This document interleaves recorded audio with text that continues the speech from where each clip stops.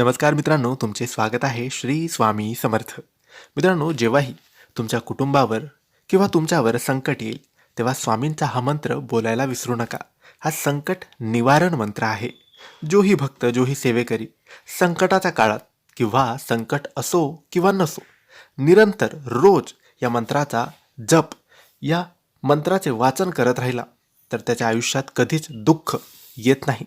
त्याच्यावर, त्याच्या परिवारावर, त्याच्या नोकरीवर, त्याच्या व्यवसायावर कधीच संकट येत नाही. कारण साक्षात स्वामी खंबीरपणे ढाल बनून त्याच्या समोर, त्याच्या पाठीशी, त्याच्या आजूबाजूला उभे राहतात आणि चारही दिशांकडून येणाऱ्या संकटापासून त्याचे रक्षण करतात.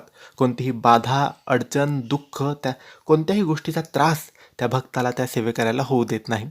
म्हणून मित्रांनो, हा मंत्र एवढा शक्तिशाली, एवढा चमत्कारी आहे की प्रत्येक संकटापासून हा आपल्या परिवाराचे, आपले रक्षण करतो. म्हणून घरातल्या कोणत्याही एका सदस्याने याचे वाचन रोज आपल्या घरात करावे. असं नाही की संकट येईल, आपण कुठे अडकू किंवा बाधा येईल किंवा दुःख येईल तेव्हाच याचे वाचन करावे, असं नाही. आजपासून, आत्तापासून सुरू करा. संकट असो किंवा नसो, याचे वाचन रोज करत राहायचे. आपल्यावर कधीच संकट येत नाही. आता हा मंत्र कोणता आहे? तर हा मंत्र स्वामींनी दिलेली एक शक्ती आहे. स्वामींनी दिलेला हा मंत्र आहे. हा मंत्र म्हणजे तारक मंत्र.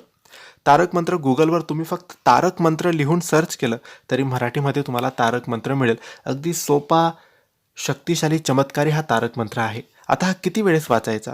तर कमीत कमी तर एक वेळेस तर तुम्ही वाचायचाच आहे. पण जमलं, तुम्ही वाचू शकत असाल तर 11 वेळेस नक्की वाचा.